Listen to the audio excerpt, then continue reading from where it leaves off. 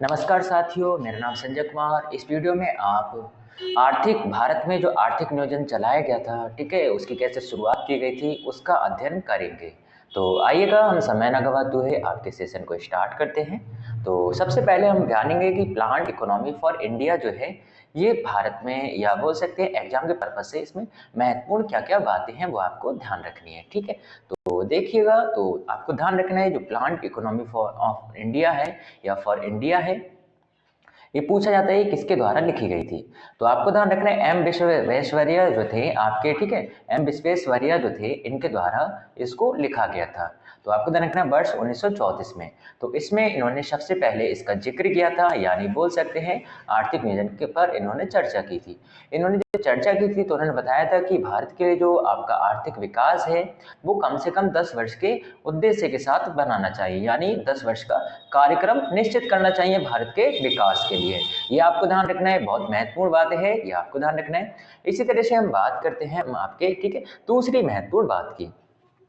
तो दूसरी महत्वपूर्ण बात की अगर बात करें तो आपको ध्यान रखना है राष्ट्रीय नियोजन समिति।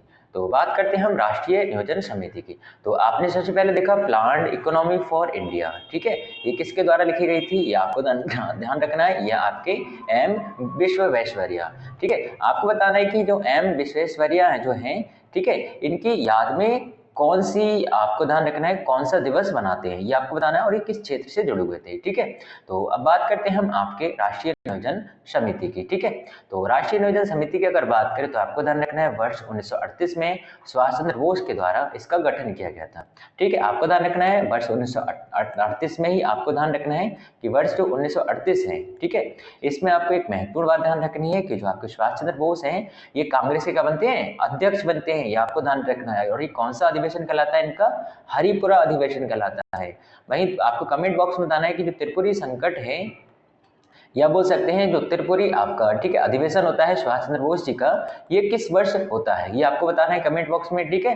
और तो बात करते हैं हम आपके, ठीक है, बात करते हैं हम आपके राष्ट्रीय नियोजन समिति की।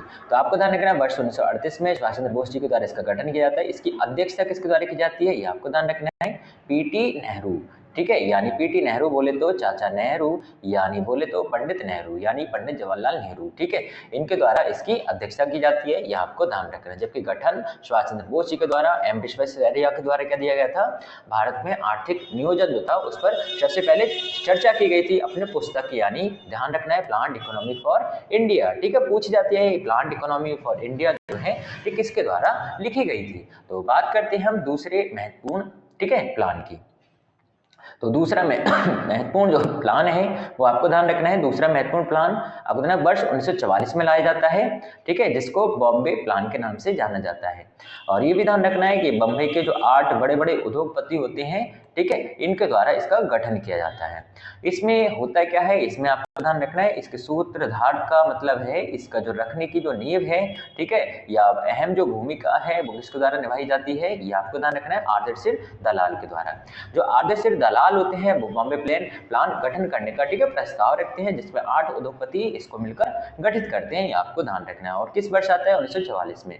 तो आपने अभी तक देखा था 1934 की बात करी आपने, फिर आपने बात करी, ठीक है, आपने देखा, फिर आपने बात करी 1938 की, अब आप बात कर रहे हैं 1900, ठीक है, 44 की, ये आपको ध्यान रखना है। इसमें आपने एम विश्वेश्वरैया को देखा था, और इसमें आपने पंडित जवाहरलाल नेहरू को देखा था, और सुभाष चंद्र बोस जी को देखा था। जबकि इसमें आप मुंबई के 8 बड़े उद्योगपतियों को देखेंगे, ठीक है, आपको ध्यान रखना है।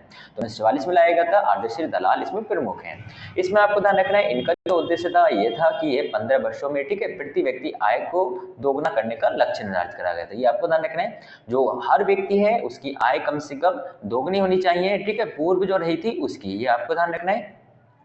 जबकि राष्ट्र की जो आय है उसको 3 गुना करने का लक्ष्य निर्धारित करा गया था, ये आपको ध्यान रखना है, यानी 3 गुना राष्ट्र की आय करने को और प्रति व्यक्ति आय को आपको ध्यान रखना है 2 गुना करने का का लक्ष्य रखा गया था, किसमें, बॉम्बे प्लान के अंतर्गत, ये आपको ध्यान रखना है। इसी तरह से हम अन्य महत्वपूर्ण योजना की अगर बात करें तो आपको ध्यान रखना है अन्य महत्वपूर्ण योजना में नियोजन एवं विकास विभाग का गठन है, ठीक है, आपको ध्यान रखना है। नियोजन एवं विकास विभाग का गठन जो है पूछ लेता है आपसे कब किया गया था, तो आपको ध्यान रखना है वर्ष 1944 में। और बताइएगा कि वर्ष 1944 में क्या आया था, बॉम्बे प्लान आया था। बताना है कि 1938 में, ठीक है, अध्यक्षता किसने करी थी, ये क्या आया था, आपको ध्यान रखना है भारत में आर्थिक नियोजन आया था, और इसकी अध्यक्षता जो है आर्थिक नियोजन पर समिति बनी थी, इसकी अध्यक्षता पंडित जवाहरलाल नेहरू ने की थी, ठीक है। तो इसी तरह से साथ ही साथ आपको याद भी हो जाएगा, बस ध्यान से सुनते रहना है और बार बार प्रश्न का आंसर देते रहना है। तो नियोजन एवं विकास विभाग आपको ध्यान रखना है वर्ष 1944 में इसको स्थापित किया गया था। फिर इसके बाद दूसरी महत्वपूर्ण जो योजना है ये आपको ध्यान रखना है, ये है आपकी गांधीवादी योजना।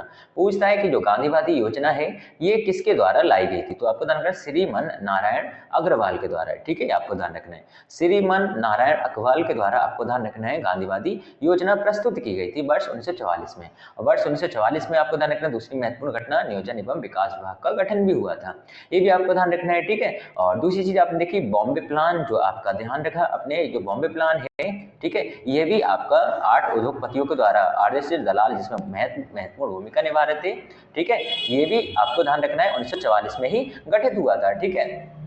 और आपको ध्यान रखना गांधीवादी योजना जो है 1944 में श्रीमन नारायण अग्रवाल के द्वारा लाई गई थी, और ये किस पर आधारित थी, तो आपको ध्यान रखना विकेंद्रीकृत आर्थिक मॉडल पर आधारित थी। विकेंद्रीकृत आर्थिक मॉडल का मतलब है यहाँ पर एक मुखिया होगा और मुखिया के अंडर में बहुत सारे लोग होंगे, ठीक है, आपको ध्यान रखना है, मतलब और सब अलग अलग अपने क्षेत्रों से जुड़े होंगे, और यहाँ पर क्या करेंगे, ये इतना क्षेत्र देखेंगे, इतना, ये इतना, ठीक है, इसे विकेंद्रीकरण कहते हैं, मतलब शक्ति का हस्तांतरण कर दिया जाएगा, ठीक है, आपको ध्यान रखना है गांधीवादी योजना के अंतर्गत। वहीं आपको ध्यान रखना है इसमें किसको बढ़ावा देने का लक्ष्य रखा गया था, कुटीर उद्योगों को। कुटीर उद्योग आप जानते होंगे, जैसे कि आपने देखा मिट्टी के बर्तन बनाना है, छोटे मोटे जो काम होते हैं, ठीक है, घरों में या बोल सकते हैं गाँव में, ठीक है, तो उनको बढ़ावा देना इसका उद्देश्य था। तो आपको देखना गांधीवादी योजना का ये उद्देश्य था। फिर हम बात करते हैं अन्य महत्वपूर्ण, ठीक है, अन्य महत्वपूर्ण की अगर बात करें तो आपको ध्यान रखना है अन्य महत्वपूर्ण की अगर बात करें हम, ठीक है, तो जिसमें देखिएगा आपको क्या ध्यान रखना है, अन्य महत्वपूर्ण योजना की अगर बात करें तो आपको ध्यान रखना है पीपल्स प्लान के बारे में। तो पीपल्स प्लान जो है इसके बारे में देखिएगा आपको ध्यान रखना है कि जो पीपल्स प्लान है किस वर्ष आया था, तो 1945 में आया था। किसके द्वारा लाया गया था, एमएन रॉय के द्वारा लाया गया था। एमएन रॉय बोले तो मानवेंद्र रॉय के द्वारा लाया गया था। इसमें लक्ष्य क्या रखा गया था, 10 वर्ष का रखा गया था, ये आपको ध्यान रखना है। आपको बताना है कि राष्ट्रीय आय को 3 गुना करने का जो लक्ष्य है ये किसके द्वारा रखा गया था, ये आपको बताना है। राष्ट्रीय आय को आपको ध्यान रखना है 3 गुना करने का लक्ष्य किसके द्वारा निर्धारित किया गया था, तो ये आपको कमेंट बॉक्स में बताना है, ठीक है। दूसरा आपको बताना है कि 1944 में कौन कौन सी आर्थिक योजनाएं या कौन कौन सी महत्वपूर्ण बातें आपको पता है, ये आपको कमेंट बॉक्स में लिखना है। तो आपको ध्यान रखना पीपल्स जो प्लान है ये कृषि पर आधारित था, ठीक है, 10 वर्ष की अवधि के लिए लाया गया था, यानी ये ध्यान रखना है। और 10 वर्ष की अवधि जो है इसके द्वारा निश्चित की जाती थी, और इसकी मूल विशेषता यही थी कि इसमें समस्त कृषि और उत्पादन को राष्ट्रीयकरण की ओर, ठीक है, संकेत कराया गया था। मतलब कृषि से जो भी उत्पादित, ठीक है, पदार्थ हैं उन सबको क्या करा जाएगा, राष्ट्रीयकरण करा जाएगा। राष्ट्रीयकरण का मतलब क्या है, यानी बोल सकते हैं, ठीक है, आपका गवर्नमेंट के अधीन रखे जाएंगे, ये आपको ध्यान रखना है, ठीक है। तो जल्दी से बताइएगा कि जो आपका कौन सा ऐसी योजना थी जिसने राष्ट्रीय आय को 3 गुना करने का लक्ष्य निर्धारित करा था, ठीक है, ये आपको ध्यान रखना है। तो वो कौन सी थी आपकी महत्वपूर्ण योजना, बॉम्बे प्लान थी, जिसमें 15 वर्षों में आपका लक्ष्य रखा गया था प्रति व्यक्ति आय 2 गुना और, ठीक है, राष्ट्रीय आय 3 गुना करने का लक्ष्य निर्धारित करा गया था।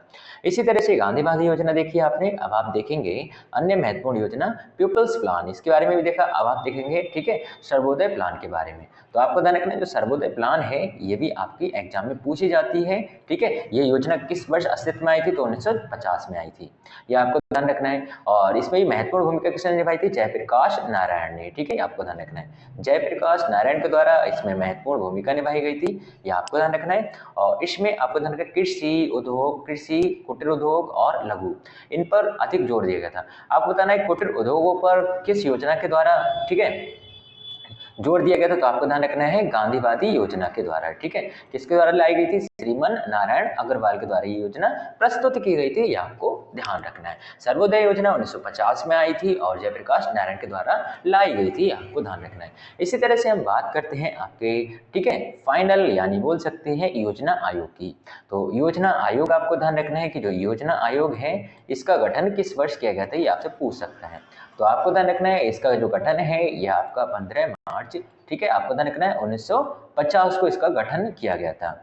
वहीं ध्यान रखना है कि इसमें इसका गठन जो है मंत्रिमंडल के प्रस्ताव के द्वारा किया गया था और ध्यान रखना है इसकी एक समिति बनाई गई थी, उस समिति की सिफारिश जो है, ठीक है, यानी बोल सकते हैं योजना आयोग की जो सिफारिश है एक समिति के द्वारा की गई थी। तो कौन सी समिति थी? केसी नियोगी समिति थी, ठीक है। उसके द्वारा ये प्रस्ताव रखा गया कि भारत में एक योजना आयोग होना चाहिए, आपको ध्यान रखना है। और इसका पीएम जो है वो कौन होता है आपका, ठीक है, आपको ध्यान रखना है प्रधानमंत्री, यानी आपका, ठीक है, अध्यक्षता इसकी प्रधानमंत्री करता है। और भारत में पंचवर्षीय योजना का निर्माण जो है वो इसी योजना आयोग के द्वारा, ठीक है, किया जाता था, ये आपको ध्यान रखना है, ठीक है। पर अब तो वर्तमान में तो ये खत्म हो गई, आपको ध्यान रखना है। इसकी जगह जो खत्म हो गई तो इसकी जगह आपका दूसरी कौन सी आ गई है? नीति आयोग, ये आपको ध्यान रखना है, ठीक है। एक तरह का इसी का रूप है, बस क्या है इसका थोड़ा सा रूप बढ़ा दिया गया है, आपको ध्यान रखना और नाम चेंज कर दिया गया है।